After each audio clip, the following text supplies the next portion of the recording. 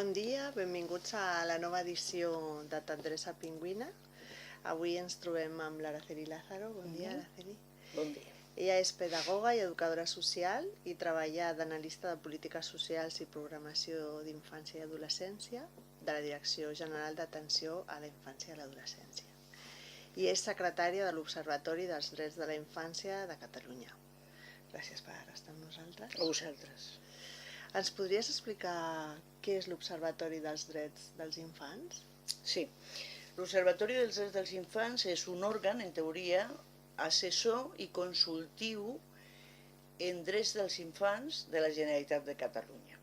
Això què vol dir? Vol dir que l'any 2000 el govern de la Generalitat es planteja que n'hi hagi un espai on es pugui analitzar la situació de les necessitats infantils. Però era una comissió assessora.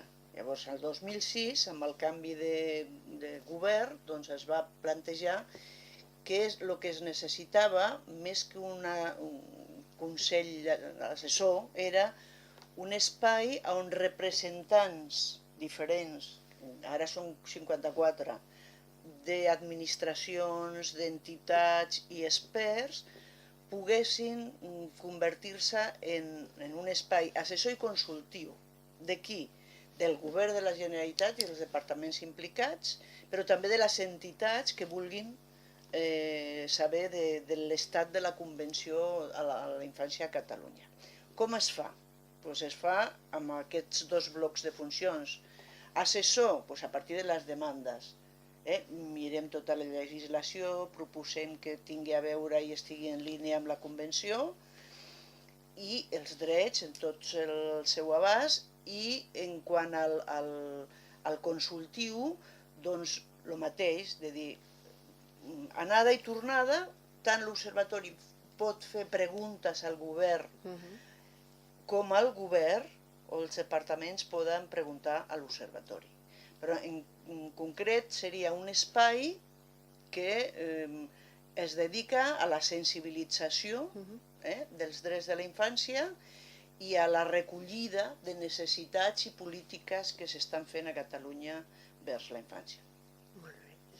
I quines comissions de treball trobem actualment? L'Observatori no treballa per comissió, treballa per plans anuals de treball. Llavors, en funció de quins serien els objectius d'un any o d'un altre, es poden plantejar grups de treball. Treballa fent manifestos, pronunciaments, jornades, però decàlegs, i per fer aquestes coses a vegades la metodologia és grup de treball. En concret, jo m'he apuntat aquí dos que aquest any en concret sí que estan. Per aquest any tenim dos grups de treball, perquè es deriven dels objectius que en tenim. Un és un grup que es diu Decàleg sobre estereotips de gènere negatiu als dibuixos animats, i l'altre és potenciar la recerca en drets de la infància a Catalunya, però que són grups a demanda dels vocals de l'Observatori que han dit: escolta, l'Observatori hauria de mirar els estereotips als dibuixos, doncs muntem un grup de treball. O com està la recerca en drets a la infància? Doncs el mateix. No tant com a punt de partida, sinó com a metodologia concreta de treball. Serien els grups de treball. No s'organitza entorn amb uns grups fixos de treball, sinó que canvien en funció dels objectius.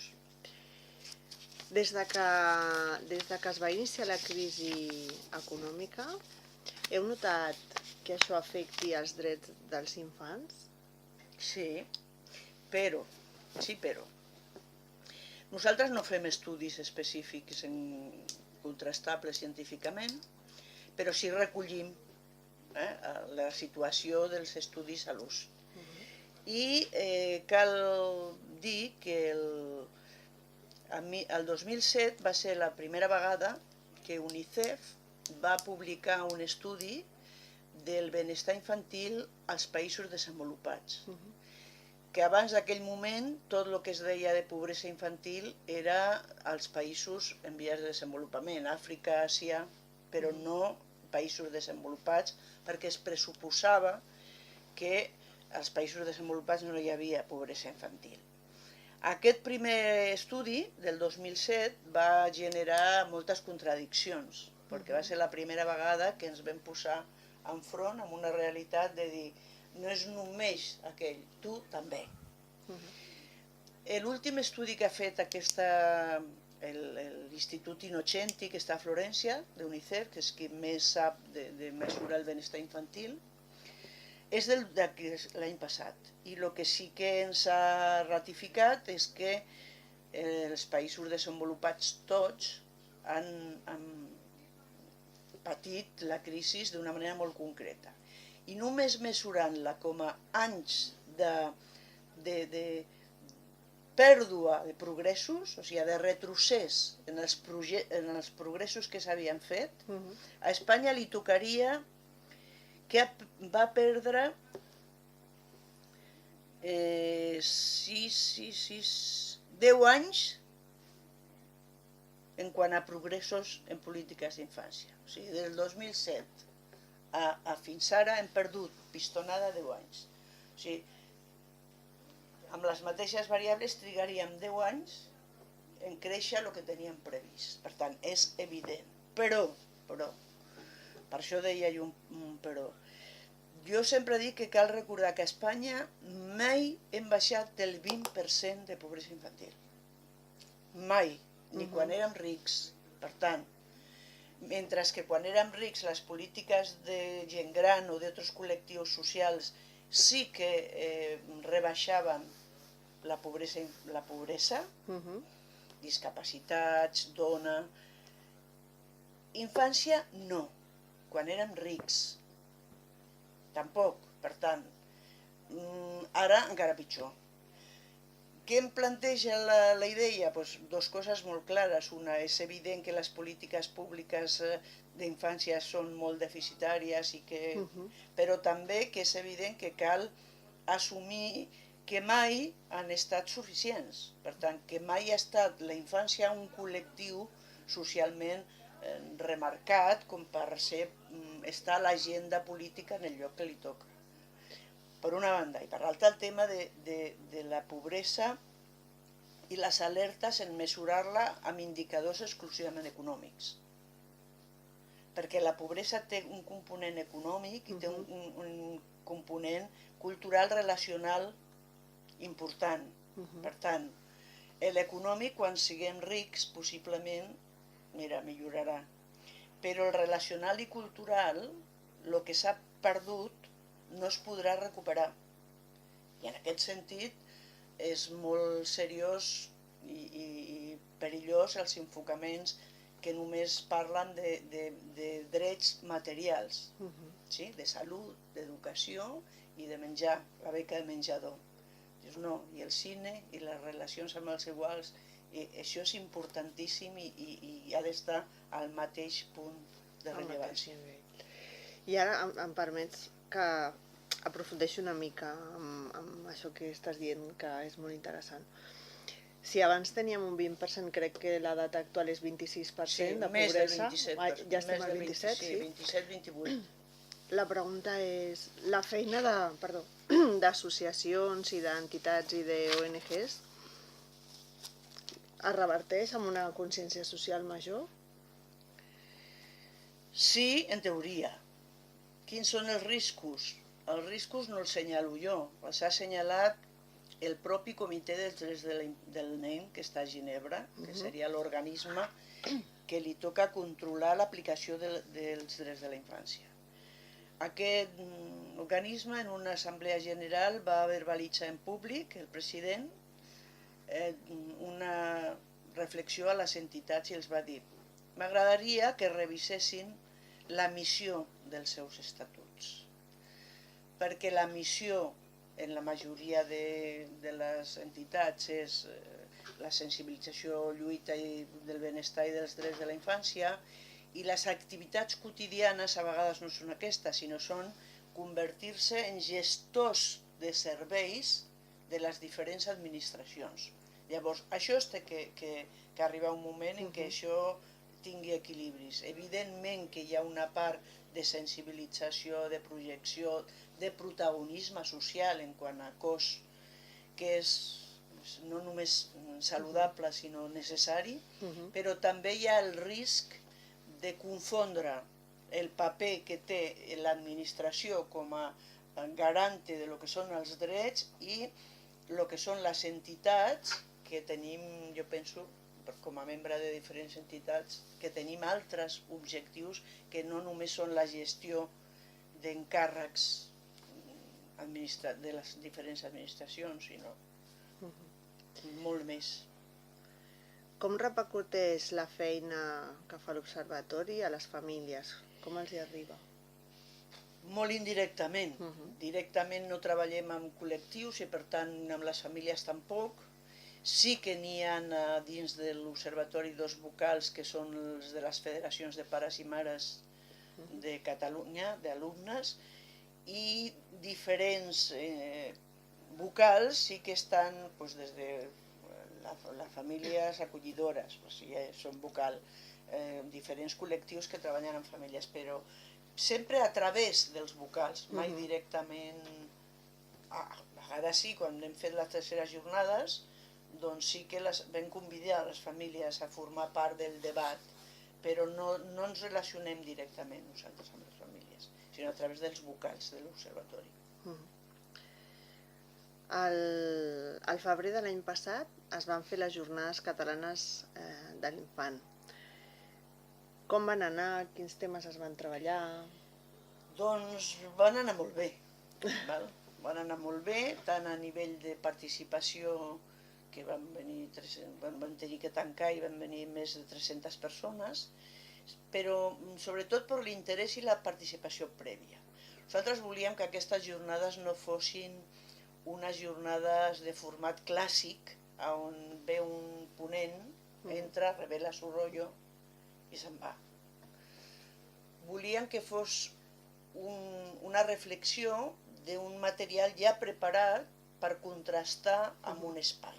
Llavors això ens va obligar a fer una metodologia de, durant 6 mesos, fer 4 seminaris de treball que preparessin uns materials a posar en debat a l'espai físic de les jornades. Això va ser molt interessant perquè hi havia molta gent que ja es coneixia i perquè hi havia uns materials rics en quant a debat i contingut, diguem. Què es va parlar? Doncs es van parlar fonamentalment d'una cosa que es diu la interpel·lació. Eren unes jornades que eren jornades catalanes sobre l'infant, però interpel·lant a l'adult. Per tant, no eren d'infants, sinó que era què fem els adults per exercir la responsabilitat que en tenim vers la infància. Aquest era el focus. Perquè generalment quan es parla de la infància es fa un mapa de les seves necessitats, els recursos que n'hi ha per treballar-los. Nosaltres dèiem no, s'ha de ser valent i cada vegada més estem veient que l'adult juga un paper importantíssim a l'hora de l'existència de l'altre. Depèn com lo miris i on el posis, serà o no serà. Per tant, tu tens responsabilitat com a adult i aquest era el focus. Per organitzar transversalment vam fer com a 4 grups de responsabilització de continguts. Un que seria el tema de la família. Intentam pensar en una paraula família molt més àmplia que en algunes concepcions, perquè la família és una cosa que va variant en funció de les variables socioculturals, etc. L'altre era del temps lliure, amb això el que significa de diferenciar el que és l'oci al consum d'activitats, que també hi havia molt debat per aquí. Un altre que era l'escola, com a eix molt prioritari en el desenvolupament i en l'educació i més enllà de la infància. I el quart seria les institucions. En quant a la ciutadania, pensem que hi ha una sèrie d'institucions que tenim la responsabilitat de transmetre i de facilitar i possibilitar que els infants siguin ciutadans de dret i que per aquí doncs, també hi ha unes responsabilitats, com s'ubiquen i des d'on s'haurien de donar resposta. I en concret serien aquests els 4 blocs de continguts que vam parlar a les jornades. Que era molt contingut, sí. però sí, molt positiu va ser. En el document elaborat de les jornades hem llegit una frase que ens ha agradat, que diu: els infants no són tan sols de cada família, sinó que són responsabilitat de tothom perquè són un bé comú. Ens agradaria que ens comentessis una mica des del teu parer. Sí, era una mica en aquest eix de la Convenció. O sigui, la Convenció posa l'èmfasis en diferenciar el que era la Declaració del 59 de lo que és la Convenció del 89. A la Declaració del 59 queda clar que per primera vegada, i ja era molt, doncs se situa l'infant com a un objecte de protecció. És a dir, ho estem matxacant i no pot ser, per tant ho hem de protegir. Però el protagonisme és de l'adult i l'altre és un objecte de protecció. Mentre que, i això era una declaració, per tant no era vinculant, i per tant, qui era bueno, em defineixo com a adult bo, ho faig. Era el buenisme, era una voluntat. Mentre que la declaració no és així. La declaració és vinculant i els països que la signen doncs es veuen obligats a complir-la. Per tant, la definició canvia radicalment i el nen ja no és definit com un objecte de protecció, sinó com un subjecte de dret. Per tant, no és propietat dels pares, sí? Els pares tenen, al contrari, la responsabilitat de fer-lo un subjecte actiu, però no és propietat, ell té caràcter de subjecte, i això era una part d'aquesta definició que fèiem allà, i l'altra era en una concepció d'educació molt més àmplia que no que és l'escola. És a dir, tothom s'omple la boca amb aquella fàbula africana, de que es necessita tota una tribu per educar a un nen. Bueno, potser sigui veritat, però sols serà possible si es canvia la mirada sobre el nen.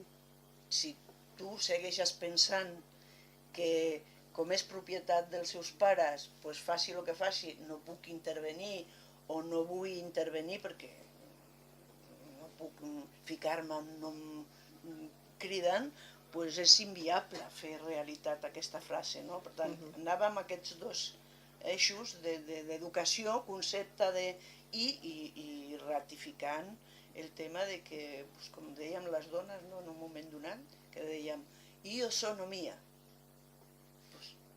Lo mismo. És un subjecte, no propietat de. Anava per aquí.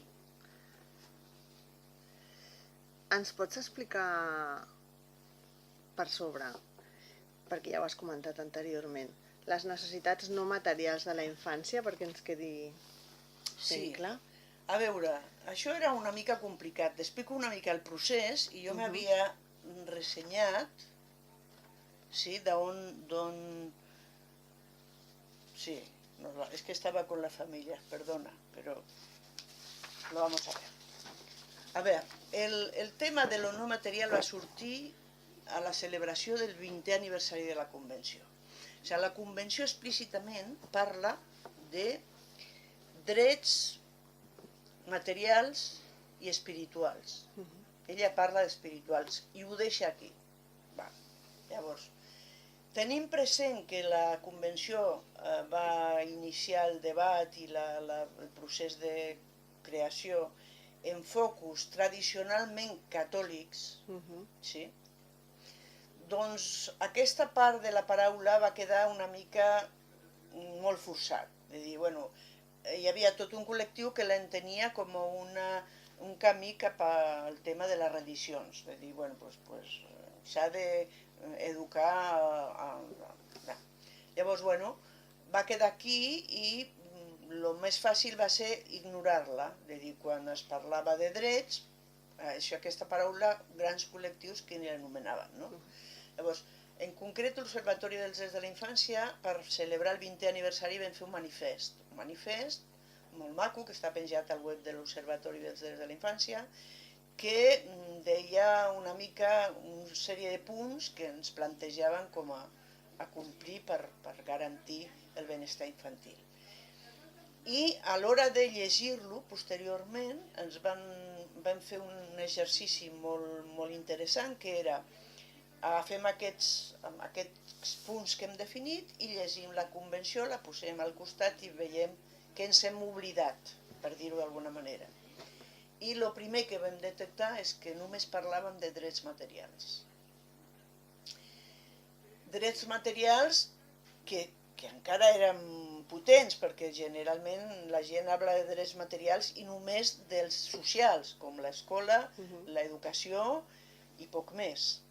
I la salut, fonamentalment. Però nosaltres anàvem també als drets civils, l'opinió, la participació infantil, l'escolta, molt bé. Però en aquell moment vam dir, no volem assumir que més enllà d'aquests drets hi ha uns drets que s'han de definir, i vam dir que sí. A partir d'aquí vam connectar amb el monestir de Montserrat, nada menos, i vam connectar amb la Pere Tarrés i un grup d'experts i es va definir el que era el manifest de Montserrat perquè es va fer allà. Què vol dir dret espiritual? Volia dir assumir que hi ha uns drets que caracteritzen el gènere humà i no a cap altre, que van més enllà de lo que seria coses palpables, mesurables, que hi ha la il·lusió, que n'hi ha la motivació, que n'hi ha una sèrie d'actituds i comportaments, i la espiritualitat no entesa com a religió, la transcendència i que ja teníem experiències de la intimitat, del com escoltar-se un mateix, del silenci, que eren coses que pensaven que era un dret i que, per tant, s'havia de posar de manifest que s'ha d'educar també aquest dret no material i que totes aquestes coses que se'ls dona una importància menys rellevant que el que pot ser la ciència, que en el comportament humà tenia moltíssima incidència. En aquest sentit vam fer aquest document que estava molt relacionat. Jo no tenia per aquí, però per exemple apuntàvem a les qüestions emocionals, morals i cognitives tan importants com el discerniment moral o l'ètica. Cal educar l'ètica? És material? Però és important? Sí. Totes aquestes parts per nosaltres estaven vinculades directament amb els drets espirituals amb l'alerta de no confondre això amb la religió, perquè no estàvem en cap moment parlant de religió, sinó de transcendència individual, d'autoescolta i de capacitats emocionals i morals, però no de religió. I és molt interessant perquè fins a aquell moment no havíem caigut tan sols en dir no, parlem d'educació, parlem però de lo visible. Hi ha quelcom invisibles que són molt importants a l'hora de definir-nos com a humans, que és el que pot diferenciar-te d'altres col·lectius animals, perquè tenim moltes coses comuns, però algunes ens diferencien. I tant. Ens podries explicar què és la Direcció General d'Atenció a la Infància i a l'Adolescència? Perquè s'entengui una mica què és i què fa. Però sí. A veure, la Direcció General d'Atenció a la Infància, d'entrada, és l'administració responsable de les polítiques públiques d'infància a Catalunya. Depèn del Departament de Benestar Social i Família.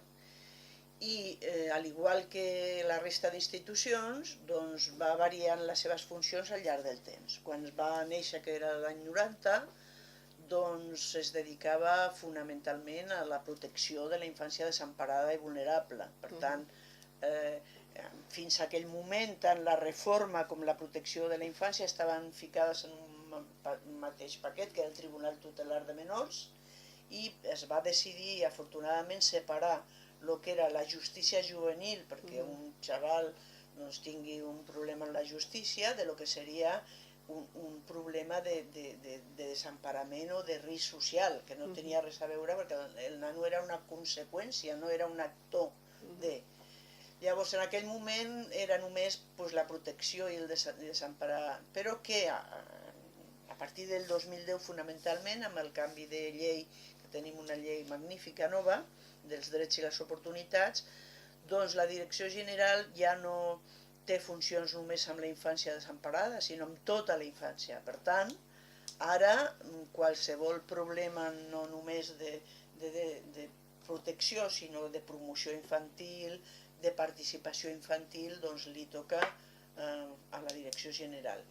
Com ho fa? Doncs fa promoció, per un sentit més general, fa prevenció del risc, evidentment, i això ho fa amb qui? Amb els ajuntaments. Això és l'administració, però els nens, que jo dic sempre que afortunadament els nens no viuen a l'organigrama, viuen al territori, afortunadament. Per tant, ells doncs, no se n'enteren qui paga, i afortunadament que no se n'enterin, sinó que si van als serveis que n'hi ha als territoris, però la Direcció General ha de liderar les polítiques de prevenció del risc.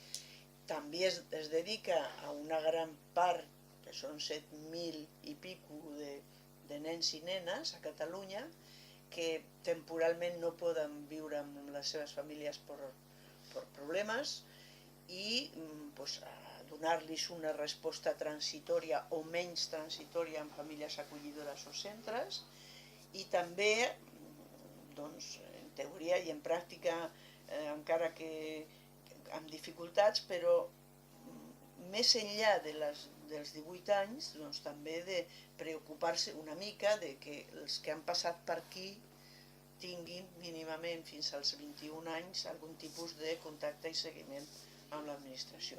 Això se dedica a aquesta casa que estem ara. Molt bé, gràcies. Si alguna família té constància d'infants maltractats o que pateixen abusos, què ha de fer?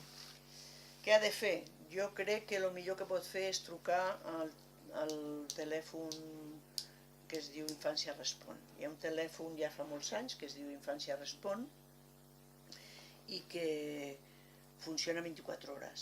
Sí? Ho tinc apuntat per aquí i crec que... no sé si ho he grapat bé o malament aquest, però sí que era... és un... després els ho dono... Aquí està, mira. L'has llegit tu, perquè si no està aquí.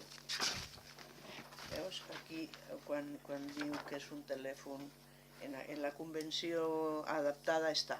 Però és un telèfon, perquè és un 60... estaria bé saber-ho, perquè quedi gravat, però no el veig jo ara ressaltat. Mira, sí. 116 i 111. O sigui, aquest telèfon funciona 24 hores. És un servei permanent amb professionals.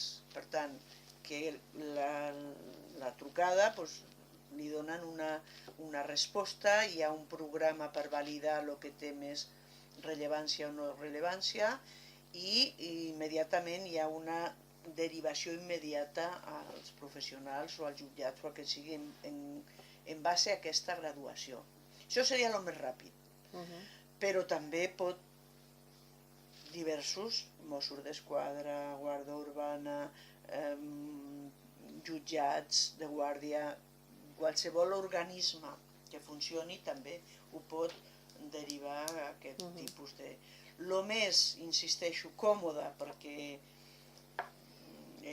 és una trucada telefònica i aquest és un servei molt, molt validat, o sigui que porta molts anys funcionant i funciona bé. Per tant, té garanties de que això no queda en el buit.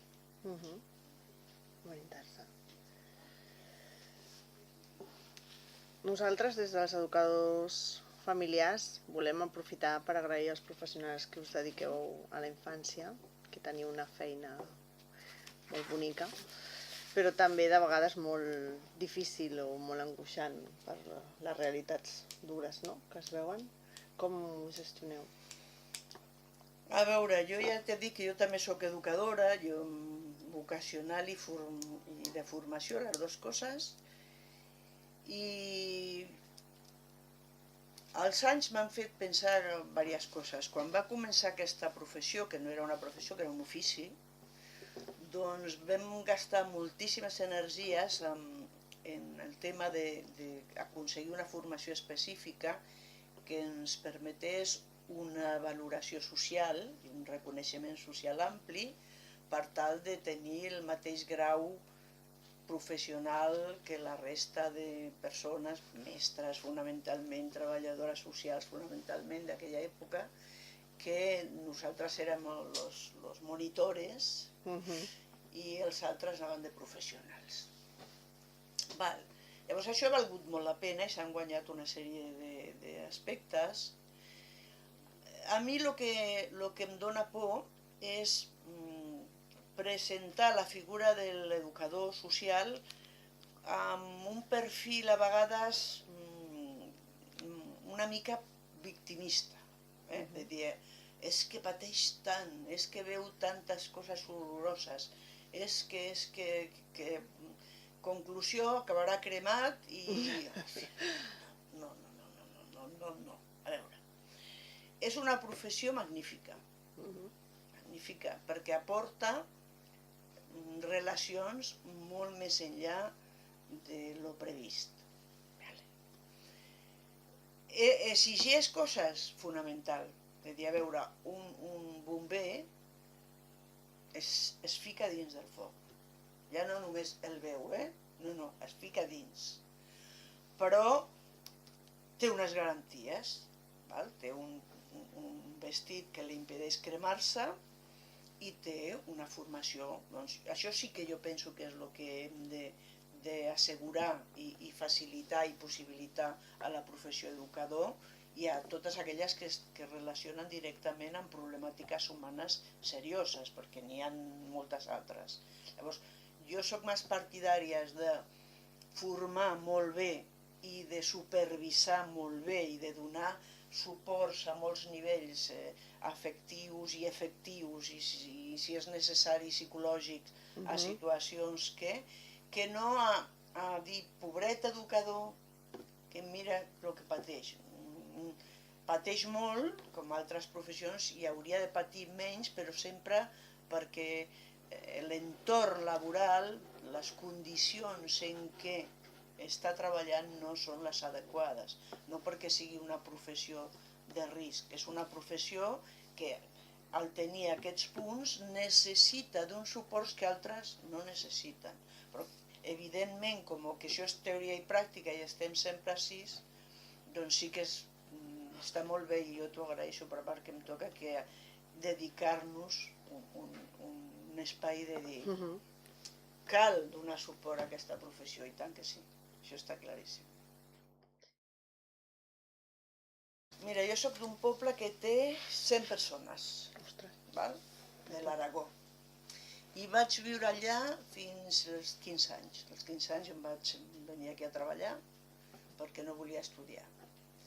Llavors, allà no hi havia, el meu pare era un pagès i allà les noies, tenia una mula, ell no tenia ni tractor ni molt menys, llavors allà no feia res, tenia que venir-me a treballar. El record d'allà és el carrer. El carrer, com a institució educativa, global, transversal i màgica, on tots els adults, tots, sigués el veí, l'altre, tenien un rol i un paper de tribu però bestial, i on els nens vivíem des que sortíem a l'escola al matí hasta que la campana de l'església donava no sé quina hora, que eren les 9 de la nit i que ens hauríem d'anar a casa, era el despelote total. Doncs això és el que és genial, és un tresor l'haver pogut gaudir d'aquesta experiència. Jo la meva mare la vaig conèixer, desgraciadament, sempre malalta. Llavors, quan jo vaig néixer, ella tenia una lesió de cor i va viure 15 anys. Per tant, jo tenia germanes grans i tenia una mare jove i una altra vella. Llavors, la jove era la germana gran i la vella era ella. I socialitzaven totalment. El que sí que vaig aprendre d'ella era dues coses. Una que era el valor de les relacions. Com que ella no podia passejar-se molt, es cansava i totes aquestes coses, doncs casa meva era com un imant on venien tota la gent. Venien a jugar amb ella en les cartes per les tardes, era una època molt guapa en què els pobres estaven identificats. Parlo dels anys 60-56. Llavors, el poble va fer a les afores del poble, va fer una casa pels pobres. Quan venien, que eren transhumants, vivien allà, ja tenien un lloc que el poble els hi havia fet. Llavors, el poble venia a passejar-se per totes les cases del poble i a cada casa li donaven una cosa. Què t'ha donat aquella? Aceite, doncs jo et donaré patates. Què t'ha donat l'altre? I així s'anaven donant. Llavors, jo em recordo que la meva mare era increïble, perquè sempre tothom que apareixia, des del pobre, des del que venia, venien a casa immediatament i es passaven tota la tarda parlant. Per tant, d'ella jo vaig aprendre moltíssim del valor de les relacions. De dir, no cal planificar gaires eventos per transcórrer la vida d'una manera rica relacionalment. D'ella vaig aprendre fonamentalment això. El meu pare era el jutge de pau i era un senyor molt més callat, menos l'oro verde, yo con esto me parezco a mi madre. Era menys parlanxín, però era molt reflexiu. I això sí que, i el sentit de l'humor, era molt conyon, però de poques paraules, no com ella, però sí d'un humor d'aquests del roto. La donava ben clavada. Sí, vaig aprendre molt, però més de l'aspecte aquest més reflexiu, més d'anàlisi i crítica. Ui, l'escola era genial. L'escola era una escola unitària que tenia 15 nens i nenes de tots els cursos.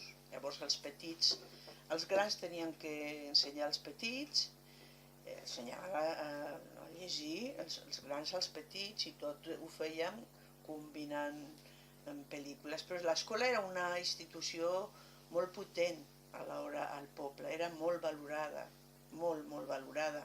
Llavors es feien en aquella època cine, d'aquell de les maquinites aquestes, que eren divertidíssimes, aquelles dels cartutxos de paper, que no recordo com es deia aquell cine, Dixit o no sé com es deia, i venia tot el poble. L'escola era com un focus, un imant de la vida social del poble, molt interessant. Jo vaig aprendre moltíssim amb aquella escola, moltíssim. Tinc un carinyo bestial. Ara és el bar del poble. Ostres! Ha evolucionat. Sí, ja no hi ha escola, però és el bar. I encara anem, jo que vaig cada estiu, doncs anem a... Manté la porta, escola de niñas, i és el bar. És comunitari, és molt curiós, però sí. Sí, és curiós. I dels amics de la infantesa, quin record tens? Doncs focalitzat molt en l'escola. L'escola, clar, aquest motor, hi havia un líder que era la mestra. Hi havia una mestra que era increïble, que ara té 80 anys, però que jo la segueixo veient any per any. I ella està jubilada, però viu a Saragossa. Llavors, curiosament, mantenim una vegada a l'any una trobada de las niñas de la escuela y la maestra en Zaragoza. Que bo. És genial, ja s'han mort dos, per això, de noies. Però la mantenim, perquè és una vivència molt increïble. Clar, era molt... Com et diria jo, l'escola anava més enllà de lo que aprenies dels llibres. Teníem un únic llibre, l'Enciclopèdia Álvarez. Era 6, un llibre per tota la vida. Però era el com ho fèiem. I llavors, el que fèiem, i jugaven juntes, per tant, jo cada any torno al poble, a l'estiu, i sí que tinc relació amb les nenes i les amigues i els amics de l'escola encara, sí, molt. Representen molt, han estat relacions que han quedat molt bé. Que bonic. Ja dic que el poble és de Saragossa i a Saragossa estava la base americana, els americans. I els americans, com són bons, doncs venien pels pobles i feien dues coses. Una que era, ens portaven uns bidons que eren d'1 metre de cartró fort amb 100 quilos de llet en pols, i formatge, perquè els nens no passessin gana, i després amb helicòpters ens soltaven sobres amb joguines, d'aquells indis de plàstic que era molt divertit. Llavors tots els nens al darrere de l'helicòpter agafant, amb el que això significa. Però lo de la llet, doncs, bueno, ens permetia cada dia del món fer llet. Això ho feien els nens, cada dia era l'encarregat, calentar l'aigua fent la llet, i quan es buidava el bidó era un armatoste d'1 metre, gran, amb una tapa de llautó fort i es tancava hermèticament i nosaltres l'utilitzàvem per jugar. Llavors, pujaven al carrer més alt del poble. Ja m'ho estic imaginant. Ficàvem un nen o una nena dins amb una campana, amb una campaneta, per tal de que si s'ofegava li toqués-la perquè li obríssim, no? Llavors, i posàvem el bidó fins que arribava a l'escola, perquè el carrer més alt estava allà i un altre grup ho esperàvem a baix. Clar, això ara seria maltracte potentíssim i per portar-nos a jo què sé, però era divertidíssim. Havies estat tu dintre del bidó? I a més, el que era molt bèstia era descobrir ara, no en aquell moment, el sadisme dels nens. Perquè hi havia una noia que es deia Júlia, que jo no l'oblidaré mai, en què com abans d'entrar ja estava dient que s'ofegava, ella era, oh no, doncs li feien pagar. I deien, quan toqui aquesta no li farem cas, perquè és excusa per no sé què. Era d'un sàdic total, però era divertidíssim, molt divertit. Ara no sé si seria possible. Jo crec que fins ara és el joc més bèstia que ens han explicat, Doncs aquest era molt bèstia, molt. Crec que sí. No, a veure, quan jo vaig sortir del poble, tenia 15 anys, doncs als 14, crec que era, és quan va arribar la tele en blanc i negre al bar del poble. Llavors, no hi havia en aquell moment, l'únic infantil que recordo era marionetes de la senyorita Hertel, i que eren molt maques, però dibuixos encara no havien aparegut. TVO sí, era més de còmics i els clàssics, però els dibuixos no formaven part de la cultura d'aquella època.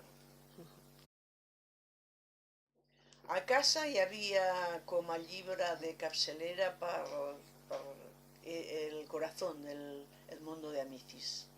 És el de los Apeninos a los Andes, és un dels fragments. Llavors, aquest llibre el meu pare ens ho repetia, llegia un capítol, l'altre, i aquest és el llibre de nens que fins a arribar a Los Hermanos del Capitán Gran va ser el meu llibre. Junt amb el Quixot, que era també un llibre